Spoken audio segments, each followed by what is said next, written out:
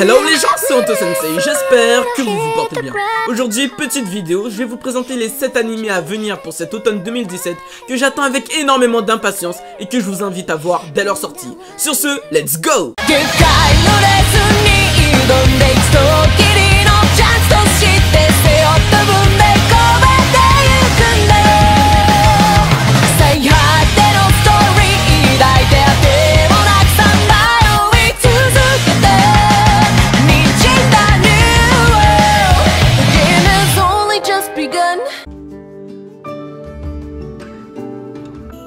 Kino no Tabi. L'histoire nous entraînera dans le quotidien de la petite et courageuse Kino et de sa moto qui parle, Hermès. Bon, j'avoue à première vue, on dirait un vieux dessin animé pour enfants avec des objets qui parlent et tout, mais tu verras que cet animé n'a rien d'enfantin. En effet, Kino et Hermès vont explorer le monde et y découvrir ses différents aspects et cultures. Ainsi, ces derniers se rendront dans des villes où tout est quasi parfait, comme dans d'autres où la violence et la délinquance règnent. Dans cet animé, tu te poseras des questions sur le monde dans sa globalité. Ainsi, à travers le voyage de Kino et Hermès, tu verras les défauts et la beauté du monde qui les entoure, et que tout n'est pas rose dans ce dernier. Si t'aimes la réflexion mêlée à l'aventure, Kino no Tabi est fait pour toi. De plus, tu verras que si tu menaces notre petite Kino, cette dernière n'hésitera pas à te mettre une balle dans le crâne dans le plus grand des calmes.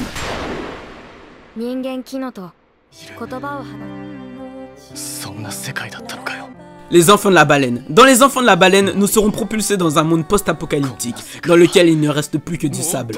Cependant, un vaisseau nommé la baleine de Glaise navigue sur ce sable à perte de vue. À l'intérieur de ce vaisseau se trouvent des hommes et des femmes capables de manipuler le Samia, une sorte de pouvoir surnaturel lié à leurs émotions. Malgré ce don incroyable, ces personnes sont condamnées à vivre une courte vie. Nous suivrons la vie du jeune Shakuro, chargé de rédiger des sortes de chroniques concernant la vie au sein de la baleine de Glaise. Un beau jour, tout à coup, celui-ci et ses compagnons vont voir leur vie être bouleversée suite à une attaque de leur vaisseau par un autre.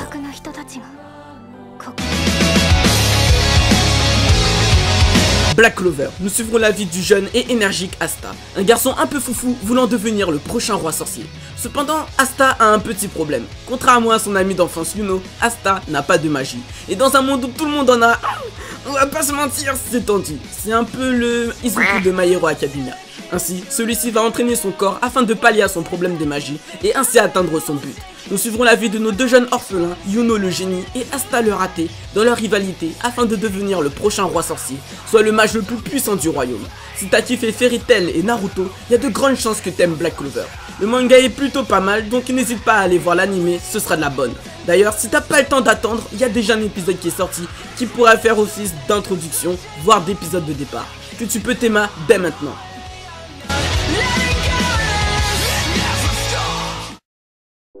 King's Game, je déconseille aux plus jeunes de voir cet animé. Alors celui-ci, je suis content de le voir adapté, étant donné que j'ai adoré le manga, donc j'attends énormément de sa version animée.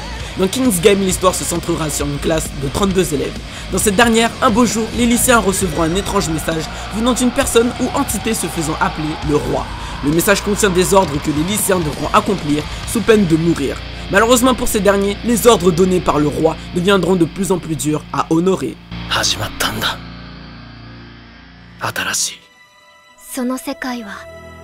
Maho Tsukai no Yome. Nous suivrons la vie de Shise Hattori, une jeune esclave dotée de pouvoirs surnaturels.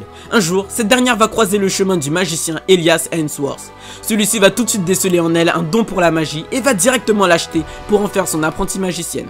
Et c'est pas fini, parce qu'en plus de ça, le mec la trouve plutôt pas mal, donc il va en profiter et décider d'en faire sa future femme dans le plus grand des calmes. L'héroïne m'a énormément fait penser à celle de Shirayuki aux cheveux rouges, donc je me suis dit pourquoi pas. Si t'aimes la fantaisie, le mystère et le surnaturel, l'anime est fait pour toi.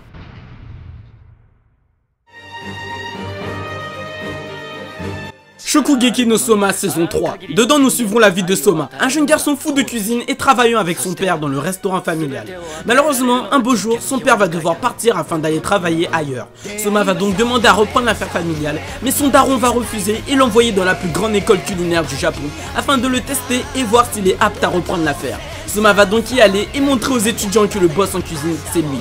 Dans cette saison 3, le directeur de l'académie a prévu de faire participer son école à un événement culinaire universitaire. Nous suivrons Soma et ses potos dans cet événement.